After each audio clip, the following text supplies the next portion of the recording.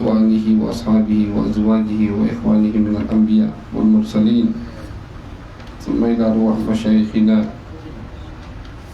ولمن له حق علينا خصوصا ناظم هذه القصيدة الإمام البوصيري وشارحها الإمام ابن عجيبة ولمن له حق علينا بأن الله يغفر لهم ويرحمهم ويعلي درجاتهم في الجنة وينفعنا بأسرارهم وأنوارهم وعلومهم وبركاتهم في الدين والدنيا والآخرة بسر الفاتحة. أعوذ بالله من الشيطان الرجيم. بسم الله الرحمن الرحيم. صراط الذين أنعمت عليهم. بسم الله الرحمن الرحيم. قال الإمام البوصيري رحمه الله تعالى في قصيدته البردة الفصل الخامس في معجزاته صلى الله عليه وسلم قال: وما حوى الغار من خير ومن كرم وكل طرف من الكفار عنه عمي فالصدق في الغار والصديق لم يرما وهم يقولون ما بالغار من آرمي ظن الحمامة وظن العنكبوت على خير البرية لم تنسد ولم تحمي وقاية الله أولت المضاعفة من الدروع وأنعال من الأطم. Alhamdulillah, segala puji syukur kehadiran Allah Subhanahu wa taala atas segala nikmat yang telah Allah berikan, nikmat sehat afiat, nikmat iman, nikmat Islam, ihsan insyaallah, sehingga kita masih bisa berkumpul di tempat yang insyaallah penuh dengan barakah. Masih diberikan kesempatan, diberikan semangat oleh Allah Subhanahu wa taala untuk mendengar hal-hal yang berkaitan dengan Nabi besar Muhammad sallallahu alaihi wasallam. Mudah-mudahan semua upaya kita ini diterima di sisi Allah, membanggakan hati Nabi besar Muhammad sallallahu alaihi wasallam. Amin ya rabbal alamin. Masih di bab kelima daripada qasidah yang disusun oleh Al-Imam Al-Busiri yang terkenal dengan nama qasidah Burdah. Bab kelima ini menjelaskan tentang mukjizat Nabi besar Muhammad sallallahu alaihi wasallam.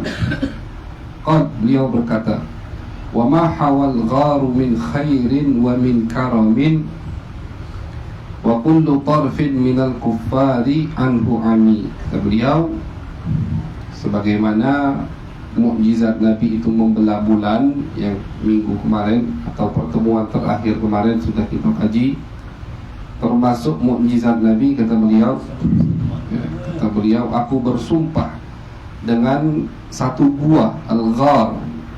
Al-ghar itu gua yang ada di atas gunung, ghar. Tapi dan bisa dinamakan al-kahf, bisa dinamakan kahf. Jadi gua di pucuk gunung itu bahasanya ghar.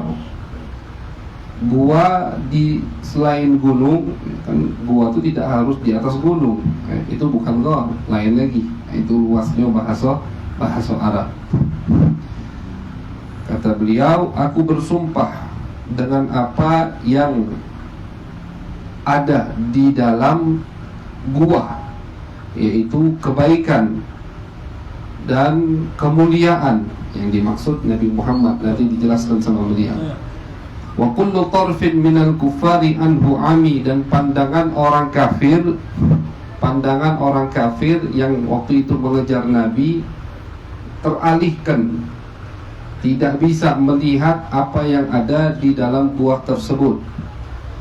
Itu arti bait yang pertama. Nanti kita ceritakan bagaimana secara jelas setelah baitnya kita selesai baca. Fasidqu fil ghari was-siddiqu lam yarima wa hum yaquluna ma bil ghari min arimi. Yang ada di dalam gua tersebut yang pertama adalah as-sidqu. As-sidqu di situ maksudnya Nabi besar Muhammad sallallahu alaihi wasallam. Ya, beliau itu orang yang sangat jujur, tidak pernah berbohong, itu Nabi Muhammad SAW. Maka dari itu kata Imam Busiri, orang yang sangat jujur yang berada di dalam gua tersebut. Was-siddiq, siddiq adalah Sayyiduna Abu Bakar As-Siddiq radhiyallahu ta'ala anhu. Kenapa dinamakan siddiq? Karena beliau sangat percaya kepada Nabi, tidak pernah sekalipun mengatakan tidak kepada Nabi Muhammad sallallahu alaihi wasallam. Nanti juga insyaallah kita bahas, ceritakan sedikit biografi Al-Imam As-Sayyid Abu Bakar As-Siddiq. Wahum yaquluna ma bil ghairi min arimi. Kata Imam Busiri, di dalam gua itu ada Rasulullah, ada Sayyidina Abu Bakar. Sedangkan mereka orang kafir mengatakan tidak ada siapa-siapa di dalam gua tersebut. Ini kan mukjizat. Kenapa bisa mereka mengatakan tidak ada siapa-siapa di dalam gua tersebut? Karena dhannul hamama wa dhannul ankabut ala khairil bariyati lam tansud wa lam tahumi.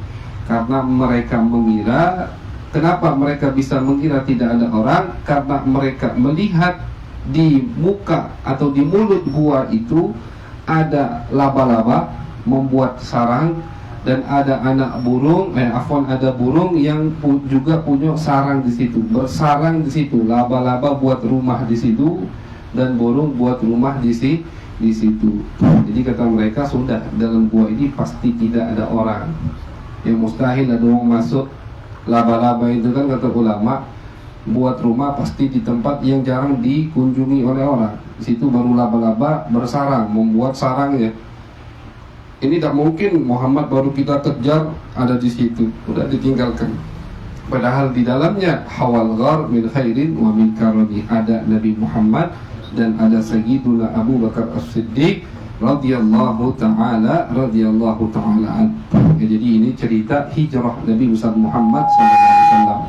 Ini cerita hijrahnya Nabi. Nabi itu hijrah paling terakhir. Kenapa Nabi hijrah? Itu memang takdir yang ditulis oleh Allah Subhanahu wa ta'ala. Beliau tahu, beliau pertama kali diutus langsung tahu bakal keluar dari kota Mekah. Ketika Nabi bersama Siti Khadijah menceritakan apa yang Nabi lihat kepada misanan Siti Khadijah yang bernama Waraqah bin Naufal. Waraqah ini agamanya pada saat itu Nasrani. Beliau mengikuti Injil, mengikuti Nabi Isa. Ketika mendengar cerita dari misannya Siti Khadijah bahwasanya suami Khadijah yaitu Muhammad didatangi makhluk, disuruh begini-begini, didengar, oh itu malaikat Jibril. Tahu dia, tahu malaikat Jibril. Apa kata Waraqah? Wahai Muhammad, kalau aku masih hidup sampai kau dimusuhi oleh kaummu, maka aku akan menolongmu wahai Muhammad. Kalau aku masih hidup sampai kau dikeluarkan atau sampai kau terpaksa keluar dari Mekah, maka aku akan menolongmu. Nabi heran, apakah aku nanti akan keluar dari Mekah? Iya. Kata Waraqah, kau akan keluar dari Mekah. Jadi hijrah Nabi sudah tahu Nabi. Ketika Nabi Isra Mi'raj juga begitu. Lagi terbang dengan malaikat Jibril lewati tempat yang di situ ardu dzatu nakhlin, di tanah yang banyak kebun kurma. Kata malaikat Jibril, wahai Muhammad ya Rasulullah, ini ardul muhajar, di sini kau bakal hijrah nanti. Tahu Nabi Muhammad sallallahu alaihi wasallam. Cuman inilah adab para orang-orang yang dekat dengan Allah, adab aulia, adab ulama. Mereka tahu sesuatu yang akan terjadi tapi sabar. Tidak terburu-buru. Tahu Nabi bakal hijrah, tahu bakal ini, tahu. Jadi Nabi tahu semua yang akan terjadi, tapi ikuti takdir. Termasuk itu kan tanda iman sama qadar Allah Subhanahu wa ta'ala. Jadi tidak terlalu cepat meminta hal yang akan terjadi, itu tidak boleh. Meloi takdir, meloi jalannya meloi jalan apa yang ditulis oleh Allah Subhanahu wa ta'ala. Di tahun 11 Hijriah mulai ada kelompok dari Madinah yang masuk Islam. Ketika mereka haji, di musim haji itu, musim haji persis Ketika di Mina sama Nabi bertemu, ada namanya Bai'at Aqobah, Bai'ul Aqobah. Nah itu ada masjidnya kaget ya. Di Mina itu ada masjid Nabi Bai'at orang Madinah, namanya Masjid Aqobah. Kalau bisa lewati masjid itu. Dan bisa masuk lagi sekarang. Dulu zaman Al-Faqir pas haji awal-awal tuh bisa masuk masjid, bisa sholat. Wallah alam, katanya kabar sekarang tidak bisa lagi, cuma bisa dilihat masih. Namanya Masjid Al-Aqobah di Mina. Kenapa? Karena di Mina setelah pas hari lagi jamroh itu, malam itu Nabi ketemu dengan orang-orang Madinah. Di situ mereka membaiat Nabi besar Muhammad SAW. Karena Nabi itu setiap musim haji keluar khurud dakwah. Setiap musim haji dari beliau diutus, tahun pertama, tahun kedua ada yang ngatain Nabi wong gila, ada yang ngatain Nabi penyihir, sampai tahun 11. Bayangkan, ini juga contoh buat kita. Contoh buat kita, jangan terburu-buru dalam berdakwah. Nabi setiap tahun, dari tahun pertama sampai tahun 11 baru ada yang masuk Islam secara keseluruhan atau secara banyak, secara kelompok. Tahun 11, tahun 11 ketika Nabi ngajak, sebelumnya tidak ada yang masuk Islam. Ada yang menolak dengan secara lembut, ada yang menolak kasar, ada yang ngatai wong gila, ada yang ngatai penyihir, macam-macam. Ini orang Ansar Madinah karena memang mereka pilihan Allah Subhanahu wa taala. Ketika mereka mendengar Nabi Muhammad SAW, oh kata mereka, inilah Nabi yang kita diancam-ancam sama orang Yahudi. Yahudi itu suka ngancam mereka, kan Yahudi tinggal bareng mereka di Madinah. Yahudi mengira Nabi akhir zaman dari bangsa Yahudi. Jadi Yahudi ngancam kalau orang Ansar, orang Madinah istilahnya tidak nurut sama mereka. Oh kamu tidak nurut, nanti ada Nabi di tengah-tengah kami akan perangi kalian, diancam-ancam. Tak tahunya Nabi tadi dakwah ngajak mereka masuk Islam, langsung masuk Islam. Itu cerita asal muasal pertama kali hijrah. Setelah itu, setelah Nabi besar Muhammad SAW tahun 11 Hijriah mereka masuk Islam, tahun depannya datang lagi musim haji. Datang lagi musim haji, lebih banyak lagi. Sudah Nabi suruh sahabat untuk hijrah. Kata Nabi, ayo, yang bisa hijrah, hijrah, kata Nabi Muhammad. Hukumnya wajib pada saat itu. Kenapa? Karena tidak bisa mendirikan syariat Islam, syiar Islam di kota Mekah, kota yang kebanyakan orang kafir. Jangankan mau sholat berjamaah di masjid, ketahuan masuk Islam dipukuli atau diasingkan atau dikucilkan, begitu. Jadi wajib hukumnya hijrah, kata Nabi Muhammad sallallahu alaihi wasallam. Hijrahlah sahabat, Sayyidina Umar hijrah, Sayyidina Utsman hijrah, semua hijrah. Nabi Muhammad belum hijrah. Kenapa? Karena tadi masih nunggu perintah Allah Subhanahu wa taala. Akhirnya Sayyidina Abu Bakar As-Siddiq, beliau hijrah, ingin hijrah. Izin ke Nabi, kata Nabi, sabar wahai Abu Bakar, waktu kau belum tiba. Itu kata Nabi Muhammad SAW. Akhirnya singkat cerita, Nabi Muhammad dapat perintah dari Allah untuk hijrah. Setelah semua sahabat hijrah, tinggal keluarga beliau saja yang ada di kota Mekah, dan orang-orang yang dikekang atau dipenjara oleh keluarganya sendiri jangan sampai hijrah. Itu yang tinggal. Mustad'afin, yang tidak mampu untuk hijrah, seperti adiknya Abu Jahal, seperti ponakannya Abu Jahal, itu tidak bisa hijrah. Abu Jahal namanya, jadi dikekang, sudah dipenjara, dikurung sama Abu Jahal, tidak bisa hijrah sama Nabi dan keluarga Nabi. Akhirnya di malam Nabi dapat izin dari Allah Subhanahu wa taala. Di malam itulah orang kafir lagi kumpul di Darun Nadwah. Orang kafir udah pegel dah sama Nabi Muhammad. Ayo sudah, kata kita kumpul. Bagaimana cara menyelesaikan masalah Muhammad ini? Kumpul, istilahnya rapat darurat. Dan di rapat itu hadir setan. Setan menyamar sebagai orang dari Najd, gaya wong tua, datang ikut hadir. Aku ingin ikut hadir. Setan ini ikut hadir rapat untuk rapat darurat orang kafir tadi, untuk nangani masalah Nabi Muhammad SAW. Bagaimana? Akhirnya ada yang mengatakan, oh kita usir Nabi Muhammad itu, kita usir selesai. tenang kita. Siapa moderatornya? Setan. Kata setan, oh bukan itu, bukan ide yang bagus, kata setan. Kenapa? Karena kata setan, kalau kau usir Muhammad, dia keluar, enak malah setan. Nanti orang cepat tertipu dengan omongannya. Kalian kan tahu bagaimana manis omongannya, Al-Quran maksudnya. Kalian kan tahu bagaimana manis daya tarik Muhammad yang begitu kuat. Kalau kalian usir, tidak sampai berapa tahun datang dengan pasukan lebih banyak dari kalian, direbut Mekah. Bukan itu pendapat yang bagus. Oh sudah, pikir lagi. Satu lagi ada yang mengatakan kita kurung aja Muhammad di di penjara, di kurungan besi, hadid, maksudnya penjara. Kata setan, bukan, itu bukan pendapat yang bagus. Kenapa? Karena kabar Muhammad ini udah tersebar. Bahkan sahabat-sahabatnya pun udah ada yang keluar. Kalau Muhammad dikurung, itu mereka siap mati semua untuk Muhammad. Dan mereka pasti mengajak yang lain, terpengaruh bawa pasukan memerangi kalian untuk mengambil Muhammad. Bukan itu pendapat yang betul. Pikirkan lagi. Akhirnya berbicaralah makhluk yang lebih sadis atau lebih jahat dari setan, Abu Jahal. Oh, Abu Jahal ngomong. Kata Abu Jahal, aku punya pendapat dan kalian pasti setuju semua. Apa kata setan tadi, moderatornya? Kata Abu Jahal, setiap kabilah di Mekah pilih anak muda yang paling kuat. Itu Abu Jahal. Jadi setiap kabilah pilih anak muda yang paling kuat.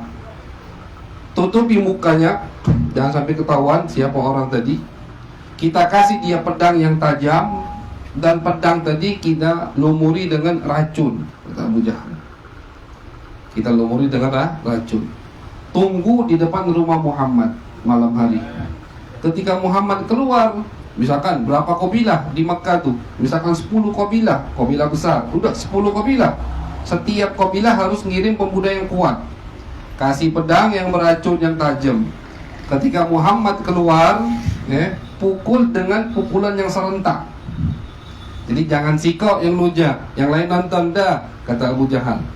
Rami-rami, langsung semua mukul, 10-10-nya mukul Muhammad, bunuh Muhammad.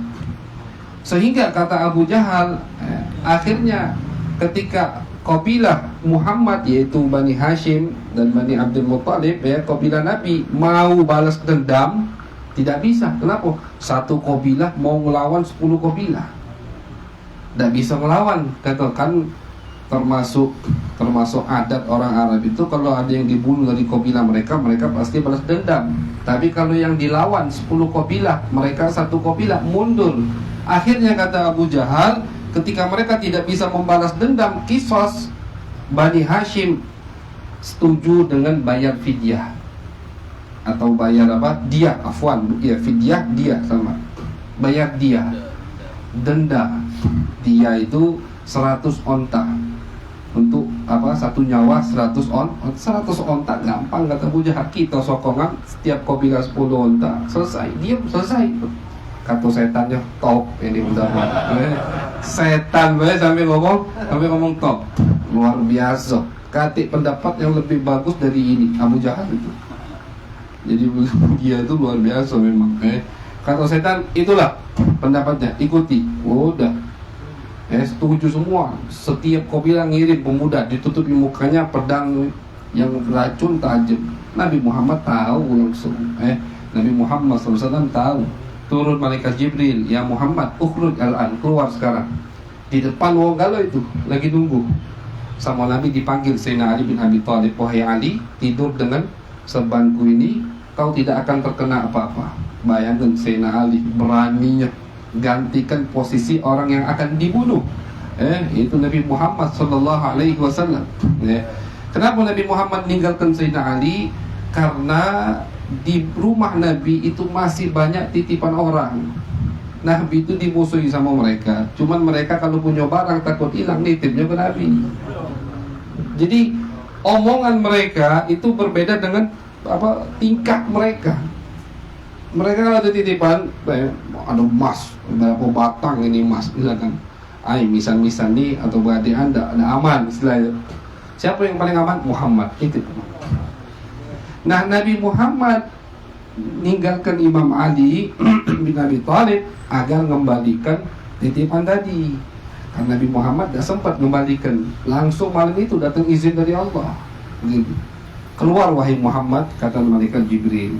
Dipanggil Sayyidina Ali, tidur di sini, kata Nabi, kau tidak akan terkena apa-apa. Tidurlah Sayyidina Ali dengan selimut Nabi besar Muhammad SAW. Keluar Nabi Muhammad syahatil wujuh, membaca Yasin, summun bukmun umyun fahum la yubsirun, ayat sampai ayat itu dibaca sama Nabi, diambil tanah sama Nabi, debu ditaburkan ke mereka, tidur. Keluar Nabi ke rumah Sayyidina Abu Bakar. Kata Abu Bakar melihat Nabi, wah Nabi datang di jam yang tidak pernah datang. Wah ini pasti hijrah, kata Sayyidina Abu Bakar. Ya Rasulullah, as-suhbah, mudah-mudahan aku bisa menemani antum. Ya benar wahai Abu Bakar, kau yang dapat izin untuk menemani aku. Udah disiapkan, kata Sayyidina Abu Bakar, ya Rasulullah, kendaraannya. Cerdas Sayyidina Abu Bakar. Jadi beliau mengharapkan dan sudah siap, tahu kalau urusan sama Nabi ini bukan pakai kita jualah seminggu lagi dah. Nabi ini kan wahyu turun tak langsung. Jadi Sayyidina Abu Bakar cerdas. Murid dan sahabat Nabi cerdas. Udah disiapkan 2 onta, sudah siap ya Rasulullah. Pemandunya siap ya Rasulullah. Perlengkapan siap kalau udah ya Rasulullah. Makanya Abu Bakar As-Siddiq radhiyallahu taala, kata Nabi, berapa harganya sikap Abu Bakar? Dah ya Rasulullah, gratis buat antum. Dah, kata Nabi, wajib bayar. Ya sudah, KGB urusan bayar. Dibayar sama Nabi Muhammad sallallahu alaihi wasallam. Keluarlah Nabi dengan Sayyidina Abu Bakar As-Siddiq di malam itu juga. Keluar Nabi, sampailah beliau masuk ke gua ini, gua Hira. Gua Thawr. Kalau Hira itu Nabi diutus. Kalau sanggup naik gua Hira naik. Ada lumayan. Kalau sang insya Allah, kalau ada niat, kalau Hira Nabi dapat wahyu pertama kali. Kalau gua Thawr agak jauh, diziarahi sama yang haji dan umrah, cuman jarang yang naik. Kita alhamdulillah pernah naik sekali cuman. Jadilah naik itu 2 jam. Kalau gua Hira itu lebih apa? Memang lebih apa? Lebih nanjak, tapi lebih dekat, 1 jam sampai. Kalau gua Thawr yang Nabi hijrah ini, yang ada cerita ini sekarang, itu tidak terlalu nanjak, cuma jauh. 2 jam setengah baru sampai. Itu. Cuma alhamdulillah sampai gitu situ, masuk gua yang Nabi, sempit guanya. Cuma cukup 2 orang. Sholat itu susah. Kita tegak untuk sholat susah. Untuk sholat diri susah, sempit guanya. Sampailah Nabi di gua itu. Sayyidina Abu Bakar, pemandunya waktu itu masih kafir. Pemandunya masih kafir, lupa al-fakir namanya. Dipandu sampailah ke gua itu di malam hari itu. Yang di rumah Nabi tadi masih terkapar kalau tidur. Sampailah mereka bangun dengan orang yang membangunkan. Bangun. Pas mereka bangun sudah terkena panasnya matahari. Udah pagi. Kenapa kalian tidur? Aina Muhammad. Muhammad sudah keluar, kata. Setiap orang megang kepala ada tanah semua, ada debu semua di kepalanya. Bekas apa tadi yang dilemparkan, Nabi lempar. Cek ini kena kalau. Langsung mereka masuk ke rumah Nabi Muhammad, dibuka, datangnya Sayyidina Ali yang tidur. Tak jadi. Itu termasuk di situ ada Abu Jahal di situ. Tak jadi akhirnya Sayyidina Ali tak dibunuh. Urusan mereka sama Nabi Muhammad SAW tinggalkan. Kata Abu Jahal, ini Abu Bakar. Ayo ke rumah Abu Bakar. Tahu mereka. Teman Nabi ini Abu Bakar. Siti Asma yang meriwayatkan cerita ini. Datang Abu Jahal ke rumah kami, digedor rumah. Marah, tertipu, ya kan? Marah, dibuka sama Siti Asma. Aina Abu, mana abahmu? Tak tahu, kata Siti Asma. Bohong. Falaqamani, ditampar sama Abu Jahal. Siti Asma ditampar. Fasaqatat minni qirtah, sampai antingan aku nyampar, lepas. Saking kencangnya tamparan tadi. Sampai apa? Sampai antingan Siti Asma lepas. Jadi kalau kita bahas cerita hijrah, itu keluarga Sayyidina Abu Bakar ada peran kalau di hijrah. Siti Asma jawab tak tahu, ditampar sama Abu Jahal sampai antingannya lepas, langsung cari. Ketika mereka udah gelabakan, tak bisa lagi nemuin Nabi Muhammad, mereka langsung ngadukan sembara istilahnya, ju'ala. Kata mereka, siapa yang berhasil menemukan Muhammad baik mati atau hidup, kami beri 100 onta. Wah, langsung berebut, wah. Yang tidak ada iman jelasnya, yang tidak ada iman langsung keliling nyari Nabi Muhammad sallallahu alaihi wasallam. Dan Abu Jahal kelompok juga nyari. Mereka nyari keliling sampailah mereka ke gua ini, gua Thawr tadi. Itu sampai mereka ke sana, kata Sayyidina Abu Bakar As-Siddiq, ya Rasulullah, kalau mereka nundukkan kepala sedikit kelihatan begitu. Sayyidina Abu Bakar takut. Sayyidina Abu Bakar bukan takut apa? Takut untuk dirinya, bukan. Takut untuk Nabi Muhammad sallallahu alaihi wasallam.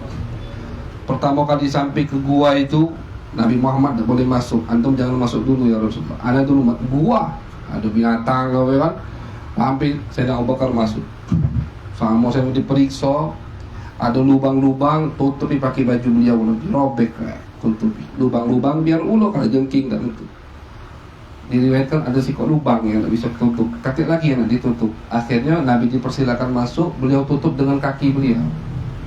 Diriwayatkan ada ulo, ulo nak metu, tidak bisa metu karena kaki Abu Bakar dipatuk kaki. Nabi tidur di pangkuan Sayyidina Abu Bakar As-Siddiq. Sayyidina Abu Bakar tidak berani bergerak, takut Nabi terganggu, ditahan sama beliau. Ditahan patukan cetukan ulo. Dah salah dipatuk, nyingok dari berapa meter lah. Ini kita merinding, cetut, tak bergerak, ngapuk. Nabi Muhammad ada di pangkuannya. Ditahan sama beliau sampai beliau menangis, saking sakit patukan ular tadi. Air matanya tertetes ke muka Nabi. Nabi bangun. Kenapa ya Abu Bakar? Lihat patukan diusap sama Nabi Muhammad SAW, langsung hilang. Diriwayatkan juga sama ulama, ini ulama sejarah, ular tadi matuk karena marah ke Sayyidina Abu Bakar. Oi, aku ni nak nyingok Nabi. Jadi ular tadi bukannya nak jahat sama Nabi, aku ni pengen melihat Nabi Muhammad SAW. Kenapa kau larangi? Ya Sayyidina Abu Bakar ular takut kan. Tutup sama beliau. Masuk beliau dan Nabi Muhammad SAW di situ. Anak beliau yang bernama mantan budak beliau yang bernama Mughirah, Tufail, Abu Amir Tufail bin Mughirah kalau tidak salah namanya itu. Pokoknya mantan budak Sayyidina Abu Bakar As-Siddiq sama Sayyidina Abu Bakar ditugaskan untuk apa? Untuk membawa kembalaan kambing. Biar apa? Biar bekas jejak onta Nabi dan onta Sayyidina Abu kan padang pasir bekas kan. Biar tertutup dengan apa? Dengan bekas kembalaan kambing tadi. Abdullah putra Abu Bakar, Sayyidina Abu Bakar tugaskan untuk jadi mata-mata di kota Mekah, dengar apa kabar yang terjadi di Mekah. Siti Asma tugasnya membawa 3 hari Nabi di situ. Nabi Muhammad SAW di gua itu 3 hari. Siti Asma tugasnya apa? Tugasnya membawakan makanan untuk Nabi Muhammad SAW dan ayahnya di gua tadi. Lumayan. Kalau kita sekarang naik bis, naik mobil tuh dari pondok tengah kota Mekah itu lumayan. Kalau dulu naik kuda atau naik keledai lumayan jauh. Di luar bisa dibilang 1 jam mungkin, 1 jam atau 45 menit gitu kalau dari kota, dari Ka'bah. Kurang lebih 45 menit. Dulu berarti berapa jam naik kendaraan itu. Itu tugas, dibagi tugas sama Sayyidina Abu Bakar Siddiq, putra-putra beliau. Nah, rombongan ini yang mencari Nabi dan Abu Bakar nih sampai di muka gua. Sayyidina Abu Bakar menangis takut. Ya Rasulullah, kalau mereka nundukkan kepala sedikit saja, la ra'ana, mereka akan melihat kita. Apa kata Nabi? Ya Abu Bakar, apakah kau kira kita hanya berdua di sini? Ma dhannuka bithnain, Allahu sahibuhuma, atau Allahu thalithuhuma. Di Al-Quran disebutkan kan, idh yaqulu li sahibihi fil ghar la tahzan innallaha ma'ana. Ketika Nabi Muhammad mengatakan kepada sahabatnya, makanya yang mengingkari sohbah, kesahabatan Abu Bakar As-Siddiq itu mengingkari Al-Quran. Kenapa? Karena yang mengklaim beliau ini adalah sahabat Nabi, Allah Subhanahu wa ta'ala. Idh yaqulu li sahibihi, ketika Muhammad mengatakan kepada temannya, sepakat tidak ada khilaf ulama siapa yang ada di gua tersebut. Abu Bakar As-Siddiq. Sayyidina Umar bin Khattab ketika ditanya, wahai Umar, afdalan mana kau dan Abu Bakar? Apa kata Umar? Jangankan Abu Bakar semua, lailatun fil ghar khairun min Umar wa ali Umar. 1 malam saja kata Sayyidina Umar ketika berada di gua waktu itu lebih afdal dari Umar dan keluarga Umar. Jangankan amal yang lain, ya. Satu malam di gua karena bersama Nabi besar Muhammad SAW dekat, pangku tidur di pangkuan Sayyidina Abu Bakar As-Siddiq Nabi besar Muhammad SAW. Alhasil jika cerita akhirnya nunduk, hatinya nunduk karena tadi dhannul hamama wa dhannul ankabut. Mereka tidak terlalu tertarik dengan gua tadi karena ada laba-laba. Kata Safwan bin Umayyah, Umayyah ini kafir, matinya juga nanti kafir. Ketika ada orang yang mau masuk ke gua itu, oi, gak usah lah ngapo. Ini sarang laba-laba ini lebih tua dari Muhammad umurnya, kata dia. Lebih tua dari Muhammad. Artinya sarang laba-laba yang sangat lama sekali. Padahal baru laba-laba itu datang. Ada burung darah. Udah mungkin ada uang, tinggal mereka. Nyerah orang kafir, tidak nyerah tadi 100 onta untuk yang dapat Muhammad. Akhirnya ada satu orang waktu itu masih musyrik, dia nanti masuk Islam, namanya Suraqah. Beliau ini berhasil mendekati Nabi Muhammad. Wah, itu tuh 2 orang sama 3 pemandu itu dikejar sama dia naik kuda. Pas dikejar kudanya nyungsep ke padang pasir, ke tanah, nyampak dia, naik lagi dia. Setiap kudanya diarahkan ke Nabi Muhammad, itu pasti kudanya nguntal dia, nyungsep atau nguntal dia dari pucuknya, nanda. Kalau kudanya diarahkan balik ke Mekah, galah. Akhirnya tahu dia, sampai 3 kali dia 100 onta, usaha dia 3 kali.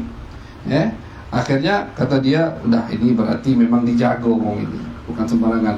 Wahai Muhammad, aku Suraqah, aku tidak akan melakoi kau. Tolong tunggu sebentar, ditunggu sama Nabi. Datanglah Suraqah ini. Tahu Suraqah ini nanti bakal jadi orang luar biasa. Minta surat bahwasannya inti surat itu kalau kau nanti jaya atau kau berhasil merebut kota Mekah, aku aman. Aku tidak kau apa-apoi karena aku bebasi, cacanya aku bebasi kau sekarang. Dikasih sama Nabi Muhammad. Dan betul, nanti surat itu dibawa sama Nabi sama Suraqah ke Nabi. Nabi ingat masih, oh betul, saatnya sekarang menepati janji. Ditepati janjinya oleh Nabi Muhammad SAW. Apa yang kau butuhkan wahai Muhammad? Makanan, minum, tidak perlu, kata Nabi. Cuman jangan kasih orang tahu ke arah kami. Oh oke, kata Suraqah. Pulang Suraqah, menemukan banyak beberapa orang yang lagi mau ke arah Suraqah sama, kata Suraqah, tidak katik situ, tidak katik. Katik orang di situ, cari daerah lain deh. Padahal situ ada Nabi Muhammad Sallallahu Alaihi Wasallam. Jalanlah Nabi bersama Sayyidina Abu Bakar As-Siddiq dan dipandu dengan pemandunya tadi satu, dan beliau jalan sampailah ke kota Madinah selamat, afiat, disambut sama kota Madinah dengan qasidah Tala al-Badru alaina min thaniyatin wada, lepas dari wong Mekah Nabi Muhammad. Dan Nabi Muhammad bukan diusir, Nabi Muhammad bukan mengalah, tapi memang itu pilihan dari Allah. Beliau mengikuti perintah Allah, keluar wahai Muhammad, karena sekarang tidak bisa. Kadang begitu, kadang ada zaman gitu sekarang misalkan tidak bisa lagi diluruskan dengan kekerasan misalkan, cuman bisa diluruskan dengan ilmu, bisa diluruskan dengan pemahaman, bisa diluruskan dengan majlis taklim, ya sudah, tidak usah pakai kekerasan dulu misalkan. Begitu Nabi itu sahabat bukannya pas berlari itu pakai cut gala itu. Sahabat yang hijrah itu Sayyidina Umar, Sayyidina Hamzah itu terus datangi Nabi, ya Rasulullah, kapan kita boleh ngelawan di Mekah ini? Kapan kita boleh ngelawan? Kapan kita boleh membalas kezaliman mereka? Kata Nabi, bukan sekarang. Aku ini Abdullah, hambanya Allah. Semua yang aku lakukan atas perintah Allah Subhanahu wa ta'ala. Kalau kata Allah perang, tidak boleh perang. Karena memang di Mekah bukan saatnya perang. Dan pada saat itu Nabi bukan jalannya Nabi untuk merebut kota Mekah pada saat itu. Hijrah dulu 10 tahun, 8 tahun. Di tahun 8 baru Nabi berhasil merebut kota Mekah. Itu kurang lebih cerita daripada sejarah hijrah Nabi besar Muhammad Sallallahu Alaihi Wasallam ke kota Madinah Al-Munawwarah. Kita baca sedikit biografi daripada Sayyiduna Abu Bakar As-Siddiq. Kalau tadi kita sebutkan cerita beliau, insyaAllah dapat berkah dari Sayyidina Abu Bakar As-Siddiq. Beliau ini Abu Bakar As-Siddiq, nama beliau ada yang mengatakan Atiq, ada yang mengatakan Uthman, khilaf ulama. Jadi namanya bukan Abu Bakar As-Siddiq. Kenapa dijuluki As-Siddiq?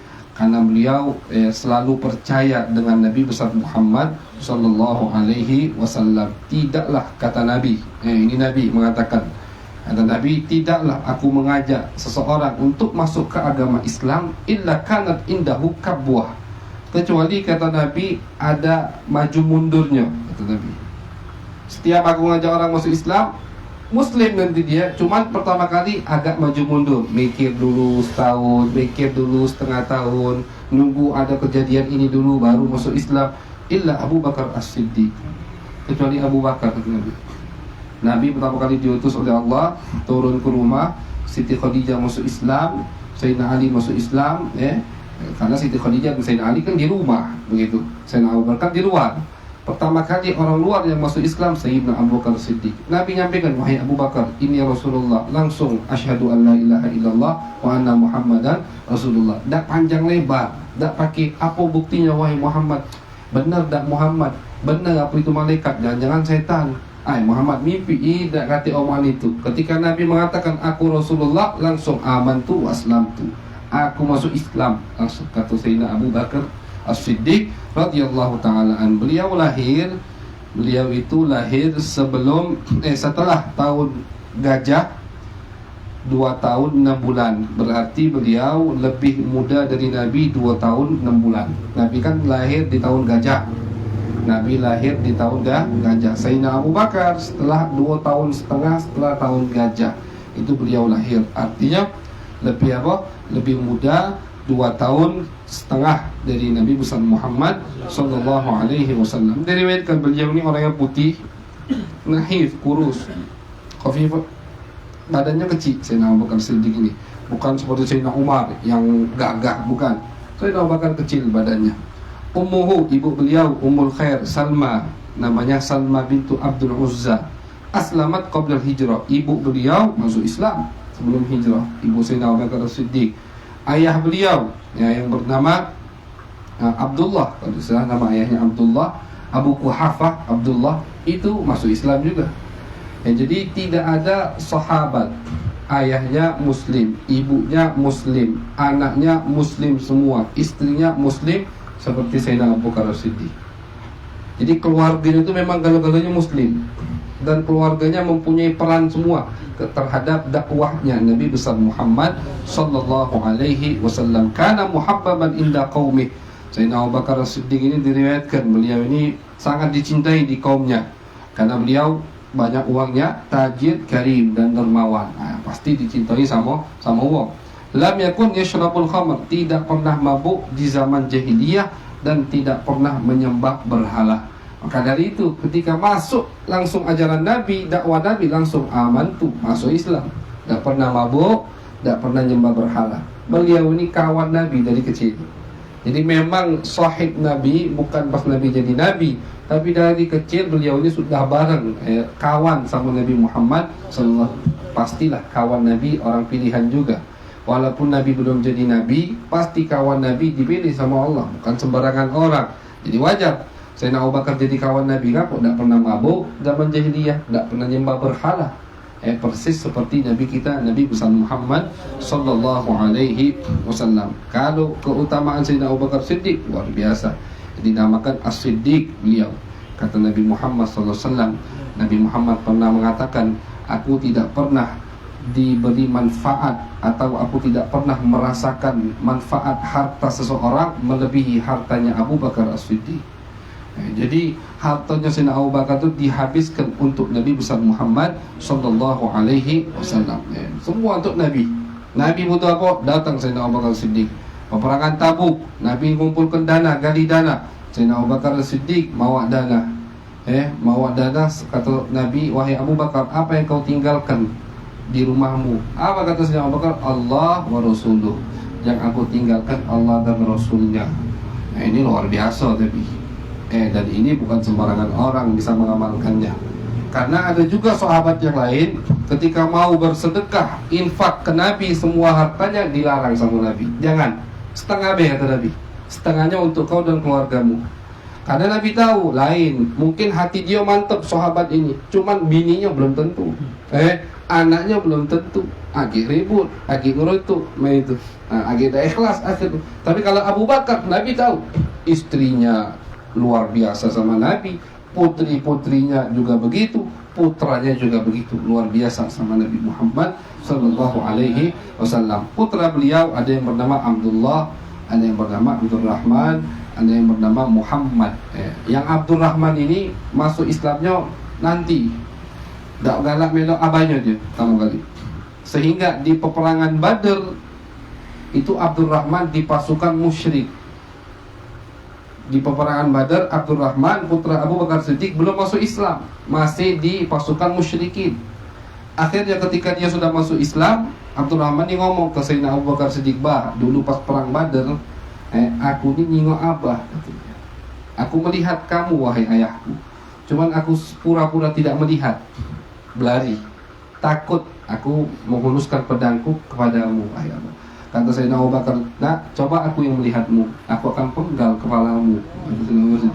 Coba aku yang melihatmu, aku akan penggal kepalamu. Menunjukkan tidak ada toleransi, tidak ada cinta kepada orang yang memusuhi Nabi Muhammad SAW. Jangankan siap anak lagi begitu. Kalau aku nyingok kau di Badar, kau berlari, takut nyakiti aku. Kalau aku kejar kau, kubunuh. Kalau tidak nuruti Nabi Muhammad Sallallahu Alaihi Wasallam, luar biasa. Jadi cinta hati mereka itu memang udah kosong dari keluarga, dari harta, isinya cuma Nabi Muhammad Sallallahu Alaihi Wasallam. Makanya jangan heran zaman mereka itu zaman yang sangat jaya sekali. Orang kafir, Romawi, Persia takut galau. Aku kosong hatinya dari dunia, kosong hatinya dari jabatan, dari pujian. Hati kali itu isinya cuma Allah dan Nabi besar Muhammad Sallallahu Alaihi Wasallam. Jadi keutamaan beliau banyak sekali, termasuk keutamaan beliau khalifah pertama setelah Nabi besar Muhammad Sallallahu Alaihi Wasallam. Sepakat hatta Sayyidina Ali pun membaiat Abu Bakar As-Siddiq. Sepakat sahabat, ijma'us sahabah, ketika Nabi Muhammad SAW meninggal dunia, itu Sayyidina Abu Bakar belum sempat ngurusi masalah khilafah. Cuman orang Ansor Madinah sudah bikin rapat ingin mengangkat istilahnya pemimpin. Terdengarlah oleh Sayyidina Abu Bakar As-Siddiq dan Sayyidina Umar, didatangi. Kenapa? Kita lagi ngadakan rapat untuk yang ganti ke posisi pemimpin. Kata Sayyidina Abu Bakar, pemimpin itu di Jazirah Arab pada saat itu, kata Sayyidina Abu Bakar, tidak bisa kecuali dari Quraisy. Yang namun, jadi kenapa? Sir, rahasia, alasan kenapa khilafah, khalifah itu semuanya Quraisy. Sayyidina Abu Bakar, Umar, Utsman, Ali, setelahnya Sayyidina Hasan, setelahnya Muawiyah, semua itu Quraisy itu. Kenapa? Karena terus Abbasiyah, Quraisy juga. Karena memang di Jazirah Arab mereka tidak akan tunduk kecuali pada orang Quraisy. Kalau yang megang komando Quraisy, baru mereka tunduk. Jadi kata Sayyidina Abu Bakar, jangan kalian wahai Ansor, kalian orang yang mulia, kalian penolong Nabi, sebutkan di Al-Quran. Cuman kalau nak mimpin, bukan kalian, harus dari Quraisy. Sayyidina Abu Bakar maksud dirinya yang pantas, dah. Beliau mengangkat tangan Sayyidina Umar dan tangan Sayyidina Abu Ubaidah. Nah, pilihlah antara dua ini, kata Sayyidina Abu Bakar. Pilihlah Umar atau Abu Ubaidah. Ini duo dari Quraisy yang paling afdal, kata Sayyidina Abu Bakar. Kata Sayyidina Umar, aku mending mati kalau jadi pemimpin, kau yang ada di bawahnya, wahai Abu Bakar. Dah galak, kata Sayyidina Umar. Aku mendingan mati, penggalak kepalaku, dah galak jadi pemimpin. Kalau ada di bawah aku, kau wahai Abu Bakar. Kata Sayyidina Umar, siapa yang mampu untuk jadi pemimpin sedangkan di bawah mereka ada Abu Bakar As-Siddiq? Kata Sayyidina Umar, wahai ma'asyar Ansar, wahai orang-orang Ansar wal Muhajirin, kalian ingat tak pas Nabi sakit, siapa yang Nabi suruh ganti jadi imam? Abu Bakar. Pernah suatu hari Sayyidina Umar yang maju jadi imam karena Sayyidina Abu Bakar telat. Waktu itu beliau lagi di rumah yang satunya, jadi telat ke Masjid Nabawi. Akhirnya Sayyidina Umar yang maju, takbir Sayyidina Umar, Allahu Akbar. Takbir jadi terdengar sama Nabi, kan Nabi rumahnya samping masjid, samping mimbar itulah rumah Nabi, mihrab. Terdengar takbir Umar, aku kan nyuruh Abu Bakar. La, bukan Umar. Ya Allahu dzalik, bukan ini yang dikehendaki oleh Allah. Jadi ketika Sayyidina, padahal ini kan ganti ke sholat cuman karena ini isyarah dari Nabi, setelah aku yang memimpin Abu Bakar As-Siddiq. Jadi kata Sayyidina Umar, Nabi sholat masalah agama, menghadap Allah lebih penting dari dunia, Nabi suruh Abu Bakar. Berarti kalau masalah dunia, pasti siapa yang dipilih sama Nabi? Sepakat akhirnya pasti milih Abu Bakar. Akhirnya beliau dibaiat, setelah dipaksa beliau dibaiat oleh sahabat. Jadilah beliau khalifah pertama, khalifah pertama yang menggantikan posisi Nabi besar Muhammad SAW. Di zaman beliau banyak kejadian. Beliau memerangi orang yang tidak mau zakat. Ada orang yang tidak ada zakat, Nabi meninggal dengan zakat, diperangi yang mau senang. Tapi tidak mau zakat ini bukan karena pelit. Kalau yang sekarang tidak keluar ke zakat diperangi, banyak perang kita.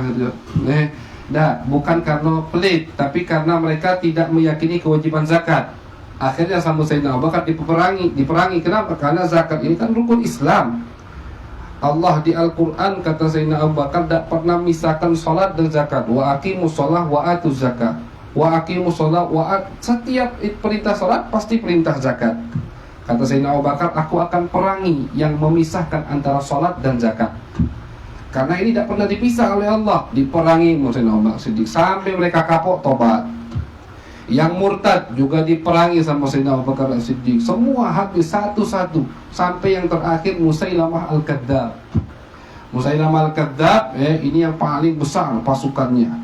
Dan yang lari-lari dari kecil-kecil itu, pasukan yang gagal masuk Islam itu kabur galau gabung ke Musailamah, pasukan besar. Dan sahabat paling banyak terbunuh itu di peperangan melawan Musailamah Al-Kadzdzab.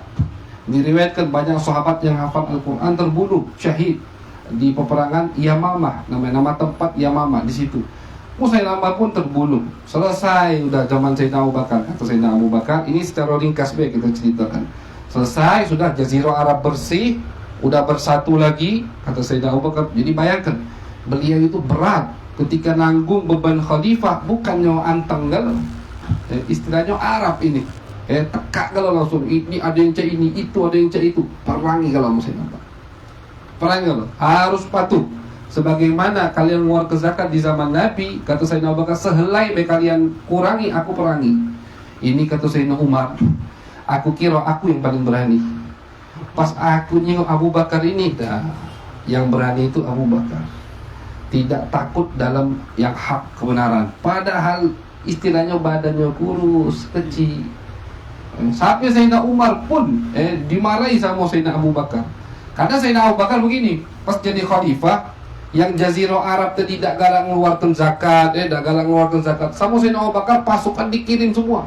Kata Sayyidina Umar, wahai khalifah, bukankah lebih baik kita adem-ademi dulu yang ini, kita perangi yang murtad nian. Ini kan cuma tidak galak zakat, kata Sayyidina Umar. Kenapa? Biar yang murtad kita perangi, jangan sampai kita banyak musuh, kata Sayyidina Umar. Marah Sayyidina Abu Siddiq. Ya Umar, apakah kau preman waktu jahiliyah, pas Islam kau pengecut, kata Sayyidina Umar. Ajabbaran fil jahiliyah, khawaran fil Islam. Pas waktu jahiliyah preman kau nih. Pas sudah muslim sekarang pengecut, kata Sayyidina Abu Bakar. Wah, Sayyidina Umar tertunduk langsung. Khalifah lagi marah, tunduk. Perangi gitu. Ternyata betul hikmahnya di situ. Ketika orang musuh-musuh Islam di luar yang tidak galak zakat, yang murtad, lihat Sayyidina Abu Bakar ngirim pasukan kemana-mana, berarti tidak mungkin Madinah kosong dari pasukan. Berarti berapa jumlah pasukan khalifah ini? Berarti masih kuat khalifah ini. Bukan dengan meninggalnya Rasulullah, khalifah setelahnya lemah. Kenapa? Diperangi galau. Sampai Sayyidina Abu Bakar itu dalam satu hari mengirim beberapa panglima perang. Kau ke sini, kau ke sini, kau ke sini, kau ke sini. Dikirim, pecah.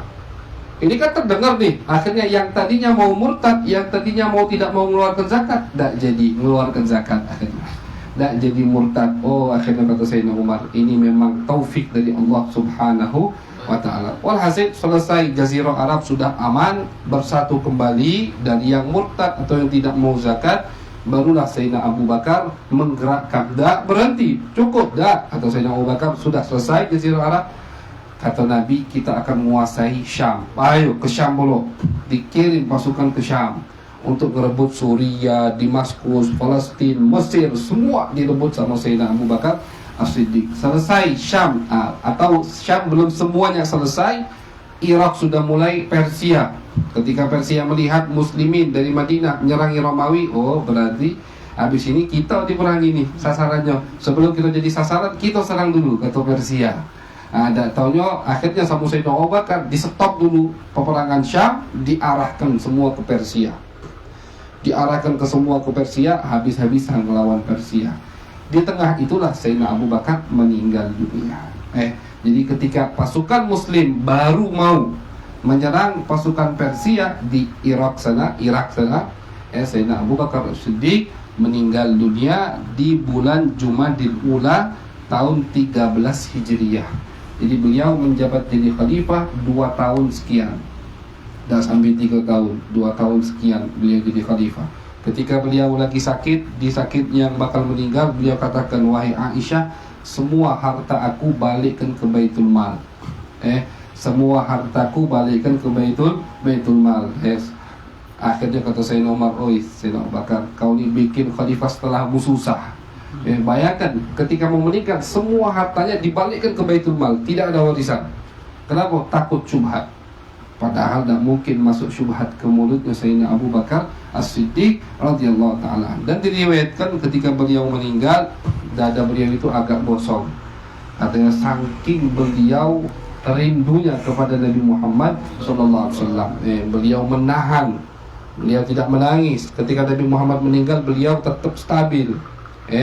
Sayyidina Umar sampai hilang kendali. Ada Sayyidina Utsman tidak bisa berdiri, terduduk. Ada yang tidak bisa ngomong. Sayyidina Ali diriwayatkan tidak bisa berbicara. Ada yang langsung meninggal spontan. Keledai pun langsung meninggal. Ada keledai dundut, keledai Nabi diriwayatkan ketika Nabi meninggal, lari dia nyeburkan dirinya ke sumur. Langsung mati. Kenapa? Kekasihnya meninggal. Sayyidina Abu Bakar tidak mantap.